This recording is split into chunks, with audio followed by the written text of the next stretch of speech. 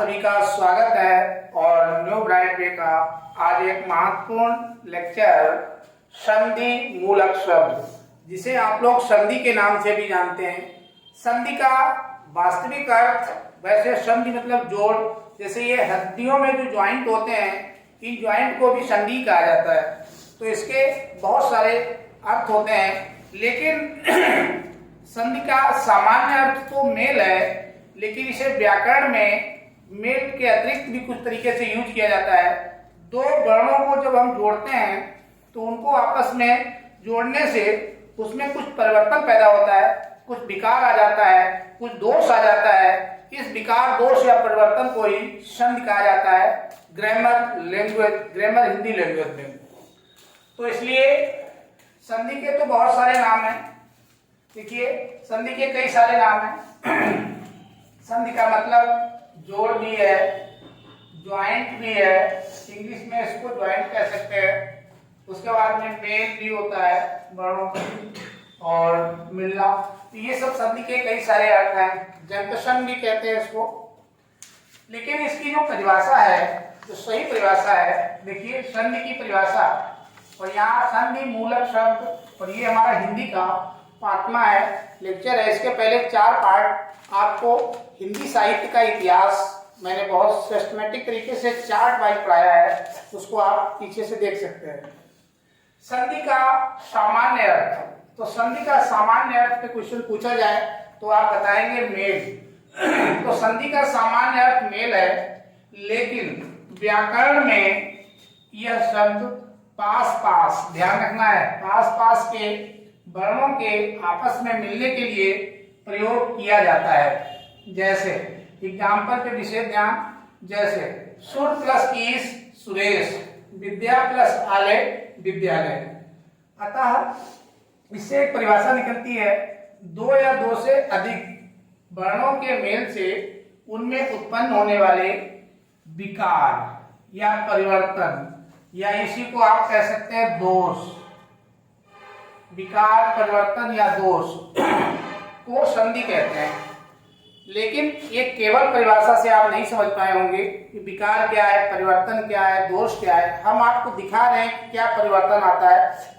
जो परिवर्तन आता है उसी को संधि कहा जाता है। जैसे पहले तो ऐसे देखिए, जैसे ये कोई एक कोई पाइप है, मान लीजिए ये प्लास्टिक का कोई पाइप है।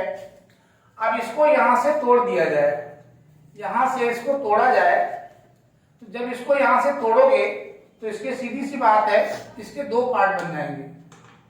तो जब इसके ये 2 पार्ट बन जाएंगे, अब इसको आप जोड़िए। तो जब इसको आप ज्वाइंट करेंगे, ये देखिए 2 पार्ट में हो गया। जब इसको जोड़ा जाएगा तोड़ने के बाद, तो तोड़ने के बाद जब ये जुड़ेगा तो इसमें हल्का सा ज्वाइंट आ जाता है, टूटा हुआ ज्वाइंट हल्का सा आ जाता है जो दिखाई पड़ता है। तो यही जो ज्वाइंट है, इसी ज्वाइंट जो टूटी हुई कोई भी चीज टूटने के बाद जब उसको जोड़ते हो तो वो जुड़ाव मालूम पड़ता है, वहां पे कोई विकार या परिवर्तन दिखाई देता है। क्योंकि जो फ्रेश होता है वो फ्रेश पाइप के जैसा कभी नहीं हो पाता है, जैसा ये फ्रेश पाइप है। तो इसलिए यहाँ पे एक विकार परिवर्तन दिखता है। यही जो परिवर्तन है, यहाँ पे जो परिवर्तन है, जोड़ने के बाद जो आ जाता है गांठ टाइप का, इसी परिवर्तन को ही संधि कहा जाता है। अब इसको भाषा पे लागू करते हैं, संधि को भाषा पे लागू करिए। देखिए, जैसे हमने लिखा है यहाँ पे हिम प्लस आलय, ये निश्चित रूप से आप समझ गए होंगे, ये हिमालय को कहा गया है। तो हिमालय को हमने 2 शब्दों में तोड़ दिया है, हिमालय। तो हिमालय जो है, हिमालय का जब हमने इस शब्द का, ये एक संधि मूलक शब्द है। हर शब्द संधि मूलक शब्द नहीं होता है, ध्यान रखिएगा। तो जो कम से कम 2 शब्दों से मिलकर बना होगा वही टूटेगा, हिम प्लस आलय। अब यहाँ पे हिम माने होता है, हिम का अर्थ होता है बर्फ, और आलय का अर्थ होता है घर, अर्थात बर्फ का घर। अर्थात बर्फ का घर। तो जिस कहने का मतलब ये है, जिन दो शब्दों में आप टुकड़े करेंगे उनका कोई अपना मतलब होना चाहिए। तो बर्फ और घर। अब इसमें परिवर्तन क्या हुआ वो देखिए, हिम, इसमें कोई हलंत नहीं लगा है, इसलिए ये आपका हिम। इसके बगल में क्योंकि ये व्यंजन है और व्यंजन का उच्चारण बगैर आ के नहीं किया जा सकता है, तो व्यंजन का उच्चारण आ की मदद से होता है।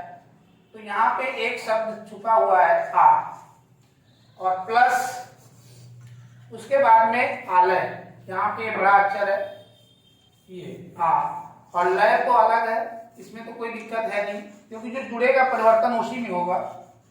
अब यहाँ पे आप देखते होंगे, क्योंकि ये जो परिवर्तन है यही परिवर्तन होकर के क्या बन जाता है, तो हिमालय। और आ दोनों मिलकर के छोटा आ प्लस बड़ा, दोनों मिलकर के बड़ा आ बनाते हैं। बड़ा आ यहाँ पे आना चाहिए था, कहने का मतलब ये ऐसे होना चाहिए था, हिम आ लय, ये इस तरीके से होना चाहिए था। लिख रहा है यहाँ पे, ये हिमालय ऐसा होना चाहिए था, लेकिन ऐसा नहीं होता है। ये आ आपको बीच में नहीं दिखता है क्योंकि बड़ा आ ये एक स्वर है, और स्वर के विषय में या तो आपको मालूम है तो अच्छी बात है, नहीं मालूम है तो आज से ध्यान कर लीजिए, स्वर कभी भी किसी शब्द के बीच में नहीं आते हैं। ये हमेशा या तो स्टार्ट में आएंगे या लास्ट में, बीच में अपनी मात्रा भेजते हैं। तो इसलिए ये अपनी मात्रा भेजेगा, यहाँ पे अपनी मात्रा भेजेगा और बन जाएगा हिमालय। तो स्वर कभी बीच में आता नहीं है, अपनी मात्रा को देखिए इसने भेज दिया है। तो ये होना चाहिए था, ये हो गया, यही इसका परिवर्तन है। इसीलिए कहा गया कि उसमें जो दोष या विकार या जो परिवर्तन होता है उसी को संधि कहा जाता है। तो यहाँ पे आपका एक कॉन्सेप्ट स्पष्ट हो गया होगा। एक और आपको दिखा देते हैं। 8 अब संधि के प्रकार, यानी वर्णों का जो मेल है वो कई प्रकार का हो सकता है, उन मेल के आधार पे ही इनके प्रकार डिसाइड होते हैं। जैसे अब यहाँ पे लिखेंगे संधि के प्रकार, तो यहां से आ जाइए या यहीं से देखिए, संधि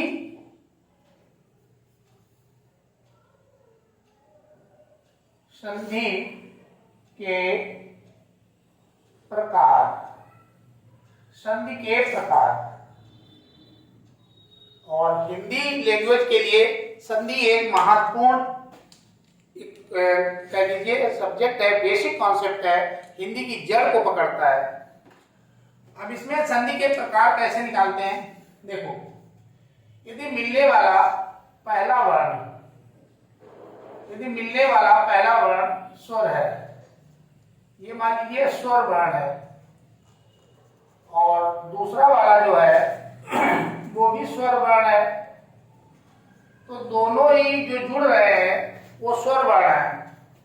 तो निश्चित रूप से ये जो संधि है स्वर संधि होगी, ये जो संधि है वो स्वर संधि कहलाएगी। तो ये तो स्वर संधि हो गई। जुड़ने वाले दोनों वर्ण स्वर्ण होने चाहिए, स्वर होने चाहिए, पहली चीज। तो जुड़ने वाले दोनों वर्ण यदि स्वर हैं तो स्वर संधि होगी।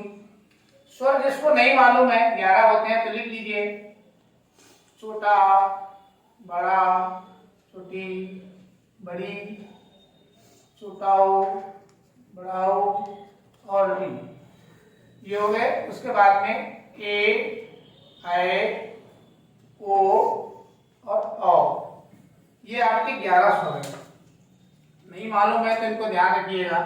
यदि जुड़ने वाला कोई इनमें से ही है, इनमें से ही कोई जुड़ रहा है तो निश्चित रूप से स्वर संधि होगी। इधर बाल इन्हीं में से इधर जो, इन्हीं में से इधर हो, तो ये संधि स्वर संधि कहलाएगी, पहली चीज। नंबर 2, यदि इधर मान लीजिए स्वर है, स्वर वर्ण है, लेकिन इधर का वर्ण जो है वो आपका व्यंजन है, इधर व्यंजन वर्ण है।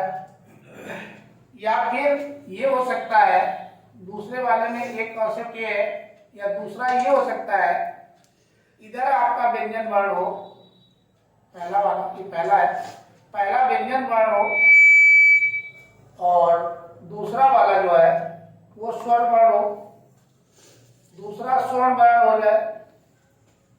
या फिर ये हो सकता है तीसरे पार्ट में कंडीशन अप्लाई है, ऐसे जान सकते हैं, स्वर वर्ण व्यंजन वर्ण, फिर व्यंजन वर्ण स्वर वर्ण, या हो सकता है इधर भी व्यंजन हो और इधर भी व्यंजन हो,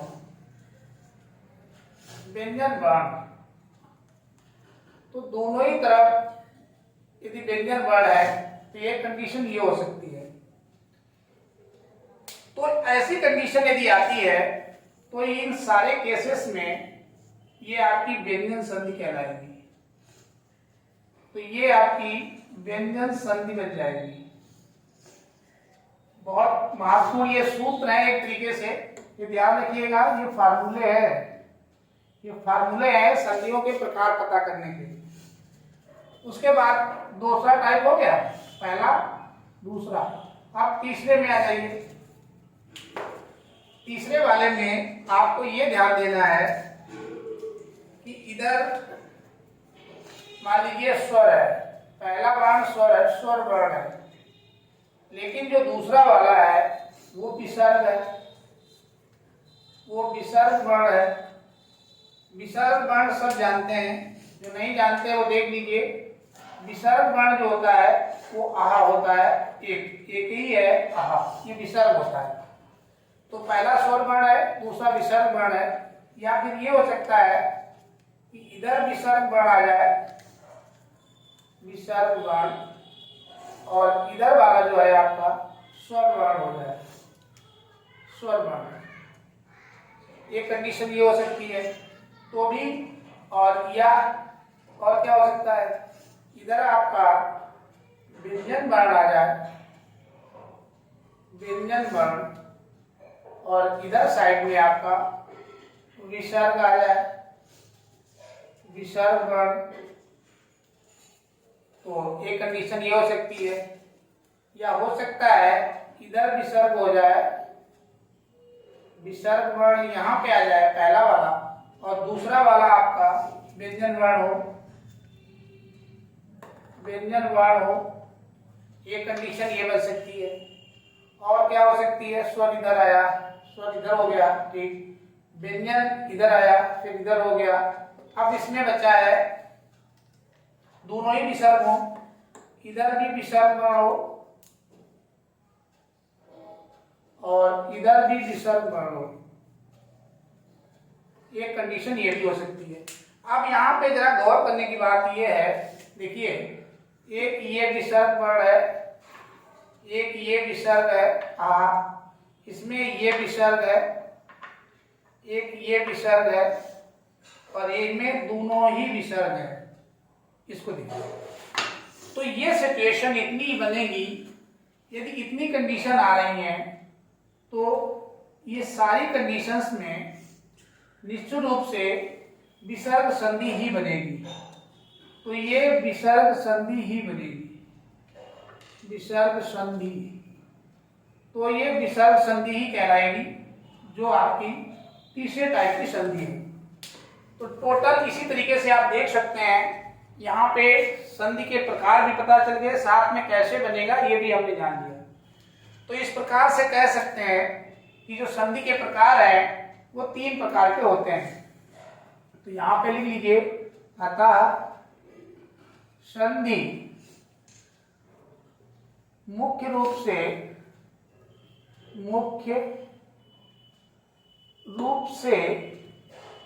3 प्रकार की होती है। तो संधि मुख्य रूप से 3 प्रकार की होती है। कौन कौन से उनके नाम लिख लीजिए। नंबर 1 स्वर संधि, स्वर संधि। नंबर 2 विसर्ग संधि, 2 पे हमने व्यंजन लगाई है तो व्यंजन लिख लीजिए। व्यंजन संधि और तीसरी जो है विसर्ग संधि। विसर्ग एक ही अक्षर है आ, उसके नाम पे बनी है विसर्ग संधि। तो इस तरीके से जो संधियों का प्रकार है वो देखिए डिब्बे में आ चुका है। तो संधि जो है वो मुख्य रूप से 3 प्रकार की होती है, स्वर संधि, व्यंजन संधि, विसर्ग संधि। स्वर संधि कब बनेगा? जब इधर भी स्वर रहे इधर भी स्वर रहे। आप स्वर नहीं जानते हैं, इस डिब्बे को देखो, इस डिब्बे में जितने लिखे हैं ये सब स्वर है, ये 11 होते हैं। हिंदी में ये 11 स्वर वर्ण होते हैं। तो यहां से आप पहचान सकते हैं। तो इसलिए स्वरों को पहचानने में आपको कोई दिक्कत नहीं होगी, ये डब्बा देखते रहेंगे। विसर्ग, ये विसर्ग वर्ण कहलाता है और ये एक ही होता है। तो ये विसर्ग वर्ण है, ये अकेला है, एक ही रहता है। अब स्वर भी नहीं है, विसर्ग भी नहीं है, तो क्या होगा? तो व्यंजन होगा। तो व्यंजन आपको लिखने की जरूरत नहीं है। आप स्वरों को पहचानो, विसर्ग को पहचानो, जो बच जाए वो व्यंजन। तो इसको चाहे तो हम नोट में भी लिखे दे रहे हैं नीचे, क्योंकि जिन बच्चों की हिंदी ज्यादा ही कमजोर है वो ध्यान दें। स्वर को आप पहचान लीजिए। स्वर की एक लिस्ट है, वो आप ध्यान रखें। स्वर वर्ण,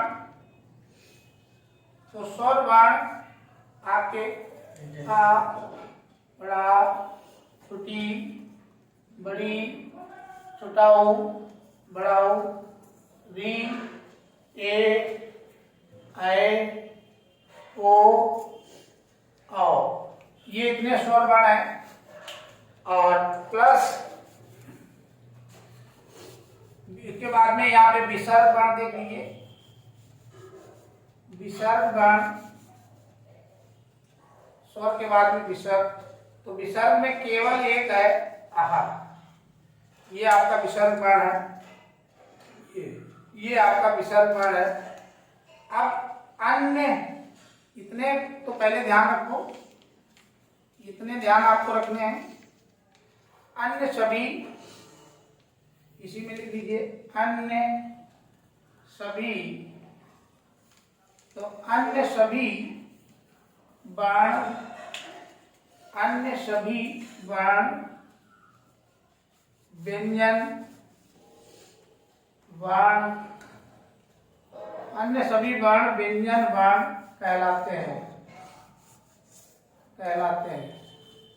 तो यहाँ पे जिनका संदेह था कि वो व्यंजन, विसर्ग या फिर जो है स्वर को नहीं, विसर्ग को नहीं पहचान पाएंगे, तो यहाँ पे हमने सारा कुछ लिख दिया है कि स्वर वर्ण में आपके ये आ से शुरू होगा, औ तक जाएगा, और विसर्ग वर्ण केवल एक है आ, और अन्य सभी जो हैं वो व्यंजन कहलाते हैं।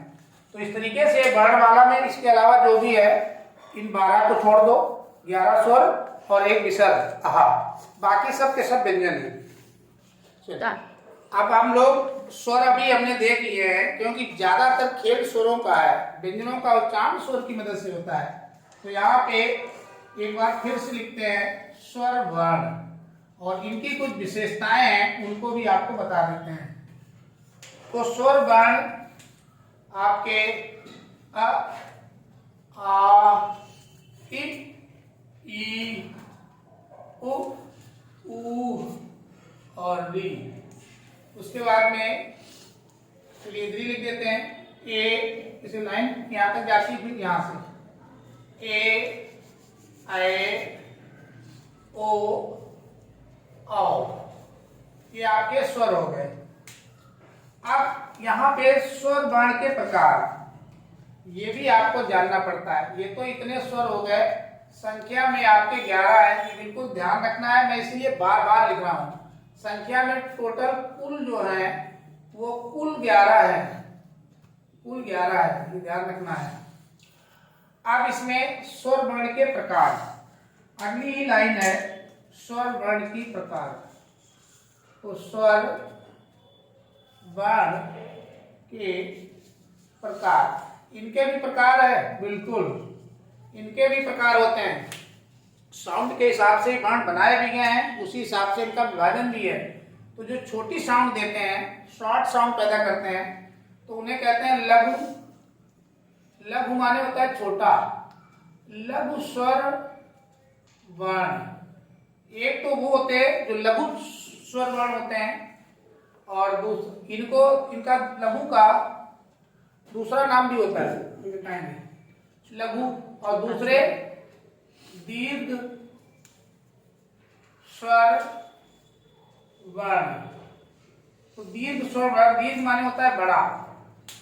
तो लघु वाले कौन से हैं, पहले इनको नोट करिए। देखिए, दीर्घ वालों को दीर्घ स्वर वर्ण या इन्हीं को गुरु स्वर वर्ण भी कहते हैं। ये नोट कर लीजिए, गुरु स्वर वर्ण, गुरु स्वर वर्ण, गुरु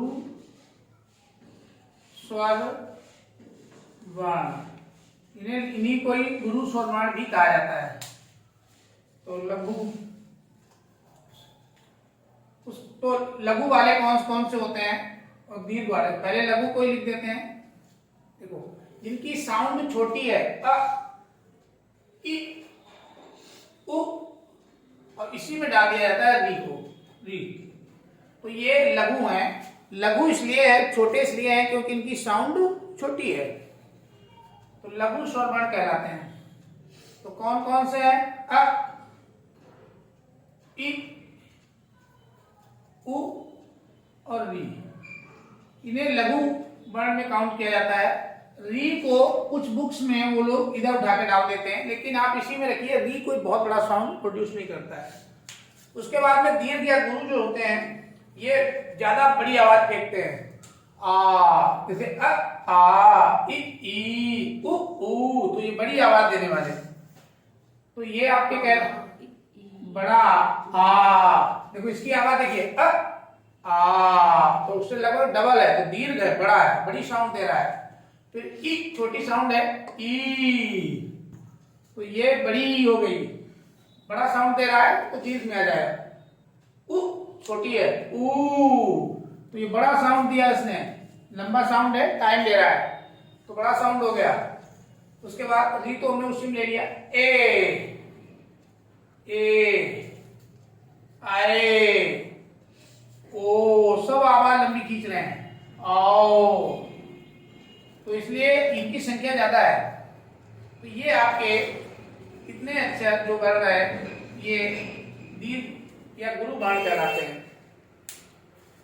तो इस तरीके से हमने स्वर वर्ण के प्रकार भी पढ़ लिए। ये दो प्रकार के हैं, लघु स्वर वर्ण ये वाले, और दीर्घ स्वर वर्ण या गुरु स्वर वर्ण। चलिए, अब हम लोग आपको स्वर संधि के प्रकार बताएंगे। स्वर के प्रकार को बता दिए, स्वर संधि के प्रकार। और स्वर संधि जो है, मैंने देखिए मेंशन कर रखा है कि ये 5 प्रकार की होती है। पहला क्वेश्चन कभी कभी यहीं से पूछ लिया जाता है। उसके बाद कौन कौन सी है, तो नाम याद करिए। दीर्घ स्वर संधि, गुण स्वर संधि, वृद्धि स्वर संधि, एण स्वर संधि, आयात स्वर संधि। तो इस तरीके से आप देख रहे हैं, ये 5 प्रकार की है। यही क्रम रखिएगा, क्योंकि मैंने एक ही में इनको समझाने के तरीके, पहचानने के तरीके और इनका सूत्र एक ही में लिख रखा है, बहुत शॉर्ट में, और ऐसे ही आप जान पाएंगे, अन्यथा आप इसे कर नहीं पाएंगे। देखो, अब समझ लो, जैसे मैं बता रहा हूं दीर्घ स्वर संधि किसे कहते हैं। तो यहाँ साफ साफ कहा गया है कि जब मिलने वाले दोनों वर्ण, तो जब मिलने वाले दोनों वर्ण कैसे होने चाहिए, सजातीय। ये ध्यान रखना, पहला और दूसरा ऐसे दोनों मिल रहे हैं, ये और ये स्वर तो हो, लेकिन सजातीय स्वर हो, एक ही जाति के हों। एक ही जाति का मतलब ये है कि पहला वाला आ है तो दूसरा वाला भी आ ही हो, या तो छोटा, एक ही जाति का होना चाहिए। ऐसा नहीं हो यहाँ पे आ है तो यहाँ पे ई आ जाए, ये बिरादरी अलग हो गई, तो ये सजातीय नहीं रह जाएगा। छोटा वाला चल जाएगा, लेकिन उसी कास्ट का होना चाहिए। यहाँ पे यदि ऊ है तो इधर भी ऊ ही हो, या बड़ा ऊ हो, बड़ा ऊ चलेगा, लेकिन एक ही जाति के होने चाहिए। इनको कहा जाता है सजातीय। तो पहला आप समझ गए होंगे, यहाँ पे जैसे ए आया तो इधर भी ए ही होना चाहिए, ठीक है, ए चल जाएगा, लेकिन कोई एल नहीं चलेगा इस टाइप से।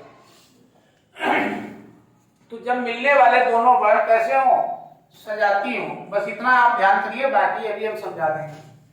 उसके बाद तो वो निश्चित रूप से जब मिलने वाले दोनों वर्ण सजाती स्वर होंगे तो वहां पे दीर्घ स्वर संधि के अलावा और कोई संधि हो ही नहीं सकती। अब उसके बाद चाहे तो इसका एक एग्जाम्पल बताओ तो इसमें बता दें। देखिए यहां पे ले लीजिए हिम प्लस आलय। अब देखो इनमें हलंत तो लगा नहीं है, तो माँ का उच्चारण जो है आ की मदद से होता है। एक आ ये हो गया, तो एक आ ये है ये वाला, तो दोनों सजाती हैं। तो जब सजाती वर्ण मिलते हैं तो क्या होता है, इधर देखो दीर्घ तो बड़ा हो जाता है, अभी बताया थे बड़ा वाला हो जाता है, छोटा वाला आगे रहता है, तो ये हट जाएगा, दीर्घ हो जाएगा, दीर्घ स्वर ये है तो बड़ा आ बन जाता है। अब आप समझ गए होंगे कि इसीलिए इसका नाम रखा गया दीर्घ स्वर संधि। छोटी छोटी ई ऐसे मिलेंगी, छोटी या छोटी, तो भी ये बड़ी बना लेगा क्योंकि इसका नाम ही है दीर्घ। तो सजातीय स्वर होने पे बड़ा बन जाता है, बड़ा स्वर बन जाता है। समझ पाए होंगे इसको। अब आ जाइए गुण संधि में। गुण संधि, तो गुण संधि में थोड़ा सा ध्यान देना पड़ेगा। पहला जो बाण है वो या तो छोटा हो या बड़ा हो। तो पहला जो बाण है वो या तो छोटा हो या बड़ा हो, लेकिन इसके बाद में ई या बड़ी, ऊ छोटा हो या री, इनमें से कोई आए। तो इनमें से कोई आए, ये तो एक ही जात के, ये एक जात का है, ये अलग। तो इनमें से कोई आता है तो इनसे हमेशा यदि शुरुआत में, ध्यान दो इधर क्या बताया जा रहा है, यदि शुरुआत में छोटा बड़ा है और बाद में ई उ या री है तो ऐसे कंडीशन है तो गुण स्वर संधि होगी। ये तो हो गई पहचान। अब इसमें आगे देखो, यदि इसके बाद में ई आ गई तो ये दोनों मिलकर के ए का निर्माण करेंगे, तो इनसे बनेगा ए। इनसे क्या बनेगा, ये बना लेंगे ए। आप समझ पा रहे हो तो ये ए बनाएंगे, और इनके बाद में ये इनमें से कोई आया तो ये बनाएगा ओ। तो यहाँ पे ओ का निर्माण होगा। हमने लिखा था संधि में हमेशा परिवर्तन होता है, तो ये परिवर्तन होगा। और यदि री आता है तो री बनाएगा अपना अर्ध, तो री बना लेगा अर्ध, तो यही परिवर्तन हो जाएगा। ई बदल जाएगी ए में, उ चेंज हो जाएगा ओ में, और री चेंज हो जाएगी अर में। इसीलिए ए ओ अर हो जाता है। हमने लिखा ए ओ अर हो जाता है। तो ये ध्यान रखिएगा, यहाँ पे जगह नहीं है, तो जब कभी मिलेंगे तो यहाँ पे क्रमशः ए ओ अर हो जाता है, ऐसे होता है। चलिए अब आप आगे आइए, और इसका एग्जाम्पल के लिए यहाँ पे जगह तो है नहीं, इसलिए अभी आगे हम फिर करा देंगे, पहले फार्मूले सुन लीजिए। उसके बाद वृद्धि स्वर संधि। आपकी देखना है क्या वृद्धि हो रही है। वृद्धि ये हो रही है कि यदि छोटा और बड़ा ये शुरुआत में होना चाहिए और इसके बाद ए है, क्योंकि री तक आ चुका था, री के आगे क्या होता है ए है। देखो इसके आगे री के बाद ए है ओ, तो सीधे अगला आ जाएगा। दो बार ये आते हैं, ए है ओ, ये आए तो। अब इसमें ए का क्या होता है, ए है, ये दोनों मिलकर के इसका नाम है वृद्धि। तो वृद्धि मतलब बड़ा हो जाना। तो छोटा और बड़ा ए आई मिलेगा तो बड़ा होता है ए, तो ए ही हो जाता है। तो ये ए मतलब बड़ा ही हो जाता है, तभी इसका नाम रखा गया वृद्धि। और ओ ये छोटा है बड़ा है तो बड़ा ही हो जाएगा, अर्थात औ। तो इसलिए ए से ए और ओ से अ हो जाता है। वो अलग बात है कि वर्णों के बीच में ये खुद नहीं आएंगे, तो खुद नहीं आएंगे तो अपनी अपनी क्या करेंगे, मात्रा भेजेंगे, और क्या करेंगे, तो ये अपनी अपनी मात्राएं भेज देंगे, वो एक अलग बात है। मैंने पहले कह दिया कि स्वर बीच में खुद नहीं आता है, शब्द के बीच में अपनी मात्रा भेजता है, किनारों पे आ जाता है। यण है, यण संधि में देखिए तो यहाँ आओ तक हो चुका था, है ना, और छोटा चुकी ये इसके बाद फिर उसके बाद यदि अब की प्रारंभ में इसी स्टेप को रख दिया गया, ये स्टेप प्रारंभ में आ गया कि ई, उ और री, तो जब ये आएंगे इनसे भिन्न, मतलब ये ना हो बाकी कोई स्वर हो, तो उसी को कहा गया इनसे भिन्न स्वर। तो ये नहीं होने चाहिए इनसे भिन्न स्वर कोई भी हो, इनसे भिन्न स्वर हो तो क्या बनेगा, ई से या बन जाएगा, ये ध्यान रखना, ई से या, उ से उआ बन जाएगा और री से रा बन जाएगा। तभी मैंने लिखा एवर हो जाता है, तो क्रमशः एवर हो जाता है, एवर हो जाता है, तो ये ध्यान देना है। उसके बाद लास्ट में अयादी, अयाद स्वर संधि में देखो यहाँ तक आ चुका शुरुआत में, पहले छोटा बड़ा आया, ठीक, इसमें छोटा बड़ा, बाद में ई आ गई। अब क्या बता शुरुआत के लिए ए है ओ, यहाँ तक 11 पूरे हो गए, गिनो 1 2 3 4 5 6 7 8 9 10, एक कम कैसे हुआ, 2 2 4 5 तो यही हो गए, 1 2 3 4 5 6 7 8 9 और 2, हाँ 9 2 11, ठीक 11 पूरे हो गए। अब देखिए इनसे, तो ए है ओ, लास्ट में ये शुरुआत में आ जाते हैं, तो जब लास्ट में ये आएंगे तो इनसे भिन्न, मतलब ये ना हो इसके अलावा कोई भी स्वर हो, तो क्या होगा, ए ऐसे क्या बनेगा, तो ए का ऐ और ऐ का आय और ओ का अब और औ का आओ हो जाता है, नीचे लिख दीजिए हो जाता है, ये अपने आप हो जाता है। यदि प्रारंभ में ए है और ओ है तो ये सब अपना अपना अलग अलग मतलब देंगे, ए का ऐ का आय, ओ का अब, औ का अब, तो चाहो तो यहां लिख दीजिए, ए से क्या बनेगा, आय बनेगा, आय से आय, ओ से आओ, औ से आओ, ये हो जाता है। तो उम्मीद करते हैं कि ये पहचान, स्वर संधि की पहचान और सूत्र मैंने एक साथ लिख दिए थे, इनको आपने समझ लिया होगा। अब आपको स्वर संधि को टोटली पढ़ा देते हैं। चलिए अब आज इसको यहीं पे समाप्त करते हैं। Thank you for watching.